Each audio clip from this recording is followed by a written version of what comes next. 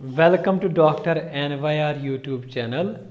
Neural control and coordination में हम आज पढ़ेंगे न्यूरॉन के बारे में। न्यूरॉन का स्ट्रक्चर देखेंगे इस वीडियो में। क्लासिफिकेशन और फंक्शन जो होती है न्यूरॉन की वो हम नेक्स्ट वीडियो में पढ़ेंगे। Please take a screenshot. जो न्यूरॉन जो होता है, न्यूरॉन जो नर्वस सिस्टम का बेसिक यूनिट होता है।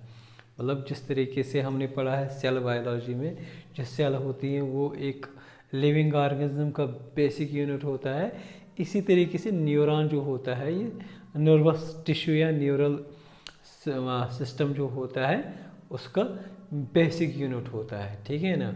तो इसमें इलेक्ट्रिकल एक्साइटेबिलिटी होती है। इसका मतलब क्या होता है, ये जो मैसेज भेज देती है या इसको बोलते हैं इलेक्ट्रिकल इम्पल्स, तो वो किसके थ्रू भेजती हैं, एक इलेक्ट्रिकल सिग्नल के थ्रू इसमें वो मतलब प्रोड्यूस होती है। एक दूसरे न्यूरॉन जो होते हैं, एक न्यूरॉन दूसरे न्यूरॉन को वो पास ऑन कर देती है या प्रोपोगेट करते हैं। तो वो किस तरीके से प्रोड्यूस का होता है वो नेक्स्ट वीडियो में हम पढ़ेंगे। ठीक है ना। जैसे कोई स्टिमुलस आता है, जैसे हमने किसी को देख लिया है, मतलब ये जब हम किसी को देखते हैं तो वो क्या होता है, वो जो पर्सन होता है वो स्टिमुलस होता है, तो उसकी इमेज जो होती है ना, हमारा दिमाग उसको इमेज बनाता है, फिर उसको प्रोसेस करता है, फिर हम उसको पहचान लेते हैं।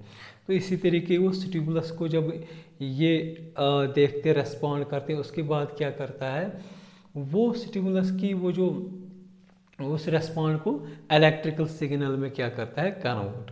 फिर वो इलेक्ट्रिकल सिग्नल जो होते हैं ना हमारे ब्रेन में या मेन सेंट्रल नर्वस सिस्टम जो है ना वहाँ तक पहुँचता है। इसी न्यूरॉन के जो मेम्ब्रेन होता है इसकी सरफेस के ऊपर वो प्रोपगेट होता है, पहुँचता है, मतलब चलता है, ट्रैवल करता है। ठीक है ना। एक न्यूरॉन जो होता है 0.5 to 130 मीटर्स पर सेकेंड ट्रैवल करता है। एक जैसे ये मैसेज, मतलब ये इलेक्ट्रिकल इम्पल्स या इलेक्ट्रिकल सिग्नल जो होती है एक न्यूरॉन दूसरे न्यूरॉन तक पहुंचने के लिए एक सेकंड में कितना मतलब ये डिस्टेंस कवर करता है 0.5 to 130 मीटर पर सेकंड। ठीक है ना। स्ट्रक्चर में अगर हम देखेंगे एक न्यूरॉन का, ये मैंने यहाँ पे डायग्राम बनाया, तो इसके स्ट्रक्चर में 3 पार्ट्स होते हैं। एक होता है सेल बॉडी। सेल बॉडी को कभी कभी पेरिकैरियन भी बोलते हैं या सोमा भी बोलते हैं, इसमें कंफ्यूज नहीं होता है। पेरिकैरियन या सोमा सेल बॉडी को ही बोलते हैं। तो जो ग्रे मैटर होता है हमारे नर्वस सिस्टम में, मैंने शॉर्ट में नर्वस सिस्टम को NS लिखा है, इसमें क्या होता है, वाइट मैटर होता है और साथ में क्या होता है, ग्रे मैटर होता है हमारे नर्वस टिश्यूज में। ठीक है ना। तो ये वाइट मैटर और ग्रे मैटर क्या होता है, जैसे जैसे हम आगे पढ़ेंगे इसको अच्छे से एक्सप्लेन करेंगे। ये जो ग्रे मैटर होता है ना, सेल बॉडी ज़्यादा कंपोजिशन होता है इस ग्रे मैटर का सेल बॉडी का ही। ठीक है ना। तो इस तरीके से अगर हम देखेंगे ना, बहुत सारी सेल बॉडी जो होती हैं जब एक ग्रुप हो जाती हैं किसमें, सेंट्रल नर्वस सिस्टम में, तो वहाँ पे उसको क्या बोलते हैं, न्यूक्लियस। ठीक है ना। न्यूक्लियस क्या हो गया, ग्रुप ऑफ सेल बॉडीज, लेकिन कहाँ पे, सेंट्रल नर्वस सिस्टम में। लेकिन जब हम सेल बॉडी को, मतलब ग्रुप ऑफ सेल बॉडी को बाहर पेरिफेरल नर्वस सिस्टम में देखते हैं, प्रीवियस वीडियो में मैंने बताया है पेरिफेरल नर्वस सिस्टम क्या होता है, तो जब वहाँ पे सेल बॉडी ग्रुप हो जाएगी तो उसको वहाँ पे क्या बोलते हैं, गैंग्लिया। गैंग्लिया मतलब होता है सिंगुलर, गैंग्लियन होता है सिंगुलर। ठीक है ना। गैंग्लिया मतलब बहुत सारे। ठीक है ना। तो गैंग्लिया क्या होता है, गैंग्लिया एक्चुअल सेल बॉडी होती है, ग्रुप ऑफ सेल बॉडी, लेकिन कहाँ पे, PNS। PNS का मतलब क्या होता है, पेरिफेरल नर्वस सिस्टम। इस सेल बॉडी जो होती है, ये पूरा सेल बॉडी है, ये वाला पोर्शन जो होता है ये सेल बॉडी है। इसमें क्या होता है, इसमें न्यूक्लियस प्रेजेंट होता है। ठीक है ना। इस न्यूक्लियस को क्या सराउंड करता है, न्यूक्लियस है, इसको सराउंड करता है ये वाला जो होता है साइटोप्लाज्म है। ठीक है ना। ये साइटोप्लाज्म हो गया। और साइटोप्लाज्म में क्या क्या प्रेजेंट होते हैं, न्यूरोफिब्रिल्स होते हैं, ये न्यूरोफिब्रिल्स होते हैं। रफ एंडोप्लाज्म रेटिकुलम होता है, माइटोकॉन्ड्रिया होता है, और लाइसोसोम्स भी इसमें प्रेजेंट होते हैं। यहाँ पे जो रफ एंडोप्लाज्म रेटिकुलम जो होता है ना, इसको नेजल बॉडीज भी बोलते हैं, ठीक है ना, इसमें कंफ्यूज नहीं होते हैं। नेजल बॉडीज ही क्या होते हैं, रफ एंडोप्लाज्म रेटिकुलम। साइटोस्केलेटन अगर हम देखेंगे, जो स्केलेटन होता है सेल का, उसमें क्या क्या प्रेजेंट होता है न्यूरॉन में, न्यूरोफिब्रिल्स होते हैं और माइक्रोट्यूब्यूल्स होते हैं, ठीक है ना। इसी तरीके से दूसरा पार्ट जो होता है इन तीन पार्ट्स में, वो होता है डेंड्राइट्स। डेंड्राइट्स जो होते हैं, यहाँ इस डायग्राम से अगर आप लोगों को दिख रहा होगा ना, ये डेंड्राइट होता है, ये वाला डेंड्राइट होता है, ठीक है ना। ये जो स्पाइक्स मतलब कांटे जैसे होते हैं, इनको बोलते हैं डेंड्राइट स्पाइन्स, ठीक है ना। डेंड्राइट थॉर्न जैसे स्ट्रक्चर्स होते हैं, इनको बोलते हैं डेंड्राइट स्पाइन्स, ठीक है ना। ये क्या कहते हैं, ये रिसीविंग स्टेशंस होते हैं, ठीक है ना। मतलब अगर हमारे बहुत सारे न्यूरॉन्स मतलब मैसेज पहुंचाते हैं एक सेल से, एक न्यूरॉन से दूसरे न्यूरॉन, मतलब मैंने इस तरीके से बनाना है, ये एक न्यूरॉन है, ठीक है ना, फिर दूसरा न्यूरॉन आएगा, ठीक है ना, इस तरीके से दूसरा न्यूरॉन है, इसको मैं लिख दूंगा न्यूरॉन नंबर 1, न्यूरॉन नंबर 2, ठीक है ना।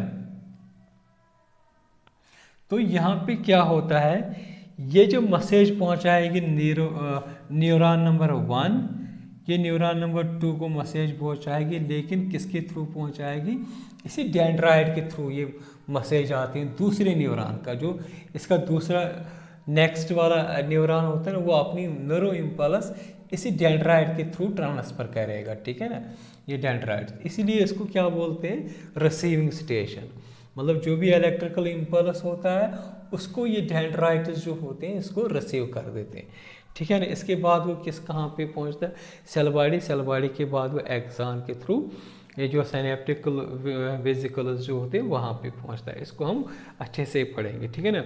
तो ये मोस्टली अगर हम देखेंगे ना, ये जो डेंड्राइट्स होते हैं ट्री लाइक स्ट्रक्चर होता है, इनका जो शेप जो होता है एक पेड़ के जैसे दिखता है, ठीक है ना, मोस्टली न्यूरॉन्स में होता है। नेक्स्ट जो होता है हमारा पार्ट इस न्यूरॉन का, वो होता है एक्सॉन।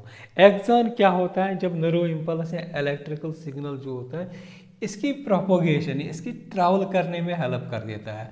यहाँ पे देखना है, ये जो एक्सॉन है ना, ये बीच में ये एक्सॉन है, ठीक है ना। ये जो बाहर का स्ट्रक्चर ये अलग है, इसको मैं नेक्स्ट वीडियोस में अच्छे से एक्सप्लेन करूँगा। यहाँ पे सिर्फ दिखाया है मैंने, ये बीच में जो होता है ये एक्सॉन होता है, ठीक है ना। ये जो दूसरा है, दूसरा पोर्शन, इसको नेक्स्ट टाइम पे हम अच्छे से एक्सप्लेन करेंगे। तो यहाँ से क्या होता है, यहाँ से इलेक्ट्रिकल सिग्नल जो दूसरे न्यूरॉन से आया ऐसे ऐसे उस एक्सॉन के थ्रू क्या हो जाएगा, प्रोपागेट हो जाएगा नेक्स्ट न्यूरॉन के थ्रू।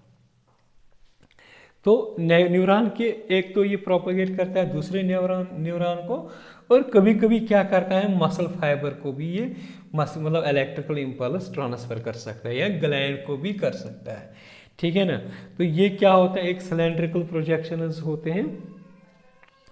यहाँ पे ये ज्वाइन जब करता है सेल बॉडी के मतलब के साथ, यहाँ पे ये एक हिल लाइक स्ट्रक्चर होता है, हिल लाइक मतलब एलिवेशन होती है। इस हिल लाइक एलिवेशन के इस एक्सॉन पोर्शन को बोलते हैं एक्सॉन हिलॉक, ठीक है ना। तो यही से जो एक्सॉन जो होती है ज्वाइन होता है किससे, सेल बॉडी से, ये यहाँ से सेल बॉडी आता है, ठीक है ना। इसके बाद अगर हम देखेंगे जो एक्सॉन होती है इसमें भी माइटोकॉन्ड्रिया प्रेजेंट होता है। माइटोकॉन्ड्रिया हमेशा एटीपी बनाने के लिए काम आता है, इसलिए ये जो एनर्जी इसकी ज़रूरत होती है वो इसी माइटोकॉन्ड्रिया। दूसरा क्या होता है, माइटोकॉन्ड्रिया को मैंने शॉर्ट में MITO लिखा है। माइक्रोट्यूब्यूल्स प्रेजेंट होते हैं, न्यूरोफिब्रिल्स प्रेजेंट होते हैं, रफ एंडोप्लाज्म रेटिकुलम होता है। इस एक्सॉन जो होता है इसमें रफ एंडोप्लाज्म रेटिकुलम जो होता है वो एब्सेंट होता है, इसीलिए प्रोटीन सिंथेसिस यहाँ पे एक्सॉन में नहीं होती है। रफ एंडोप्लाज्म रेटिकुलम से ही प्रोटीन सिंथेसिस होती है। साइटोप्लाज्म जो होता है इसका एक्सॉन का, उसको एक्सोप्लाज्म बोलते हैं, और इस एक्सोप्लाज्म को कौन सा राउंड करता है, सेल मेम्ब्रेन, और उस सेल मेम्ब्रेन को एक्सॉन के सेल मेम्ब्रेन को क्या बोलते हैं, एक्सोलेमा, ठीक है ना। यहाँ से क्या होता है, इसके साइड ब्रांचेस भी निकलते हैं, मतलब एक एक्सॉन इसकी दूसरी मतलब ब्रांचेस आते हैं। यहाँ पे इस तरीके से मैं दिखा दूंगा, ये एक्सॉन है हमारा, ठीक है। यहाँ से एक और ब्रांच निकलेगी इसकी, ठीक है ना, इसको बोलते हैं साइड ब्रांचेस या इसको बोलते हैं कोलेटरल एक्सॉन्स, ठीक है ना। यहाँ से एक और एक्सॉन इससे मतलब निकलेगी जिसको बोलते हैं कोलेटरल्स, ठीक है ना। ये जो कोलेटरल या हम बोलेंगे ये एक्सॉन का जो एंड होता है ये वाला, तो इसको क्या बोलते हैं एक्सॉन टर्मिनल, ठीक है ना। ये हो गया एक्सॉन टर्मिनल। जो यहाँ से कोलेटरल निकलेगी उसके भी एक्सॉन टर्मिनल प्रेजेंट होते हैं, ठीक है ना। तो ये जो एक्सॉन टर्मिनल जो होती हैं, एक्सॉन टर्मिनल जो होते हैं ना, यहाँ पे ही क्या होता है, एक न्यूरॉन जो होता है दूसरे न्यूरॉन से कम्युनिकेट करता है। तो उस कम्युनिकेट को, उस एरिया को क्या बोलते हैं, सिनेप्स, ठीक है ना। सिनेप्स का बनाते हैं, मतलब ये हमारा एक न्यूरॉन है, ये एक न्यूरॉन है, यहाँ पे ये न्यूरॉन एक है, ठीक है ना। ये दूसरा यहाँ पे जो ये जो इलेक्ट्रिकल इम्पल्स करेंगे यहाँ पे भेज देंगे एक दूसरे इनको, तो इसको क्या बोलते हैं, सिनेप्स बोलते हैं, ठीक है ना। तो ये जो एक्सॉन टर्मिनल जो होते हैं यहाँ पे क्या होते हैं, स्वेलो हो जाते हैं और ये क्या बनाते हैं, एक बल्ब शेप्ड स्ट्रक्चर्स बनाते हैं। ये एक्सॉन टर्मिनल है, ये पूरा ये एक्सॉन टर्मिनल है, ये एक्सॉन टर्मिनल है। ये एक्सॉन टर्मिनल क्या बनाएगा, हो जाएगा, स्वेल हो जाएगा और बल्ब शेप्ड स्ट्रक्चर बनाएगा जिसको क्या बोलते हैं, सिनेप्टिक एंड बल्ब। शॉर्ट में मैंने लिखा है इसमें SEB। ये जो SEB जो है ना, जब मैंने इसको यहाँ पे अच्छे से बड़ा करके दिखाया है, यहाँ पे इसमें क्या होते हैं, कुछ वेजिकल्स प्रेजेंट होते हैं जिनको क्या बोलते हैं, सिनेप्टिकल वेजिकल्स। ये जो सिनेप्टिकल वेजिकल्स जो होते हैं यहाँ, ये सिनेप्टिकल वेजिकल्स होते हैं 1 2 3 4 ऐसे मैंने बनाए। ये सिनेप्टिकल वेजिकल्स में स्टोर रहता है केमिकल्स जिनको बोलते हैं न्यूरोट्रांसमीटर्स, ठीक है ना। इसको मैंने यहाँ से क्या किया है, जूम करके दिखाया है। ये जो नोड ऑफ रणवीर या न्यूक्लियस ऑफ SC का मतलब क्या है, शिवांशल या शिवांशल क्या होते हैं, किस तरीके से ये होता है और इसकी जो माइलिनेशन जो होती हैं वो हम नेक्स्ट वीडियो में पढ़ेंगे। अगर आप लोगों को हमारा ये वीडियो अच्छा लगा होगा, प्लीज़ इस चैनल को सब्सक्राइब कर दीजिएगा, वीडियो को लाइक एंड शेयर कर दीजिएगा। Thank you very much.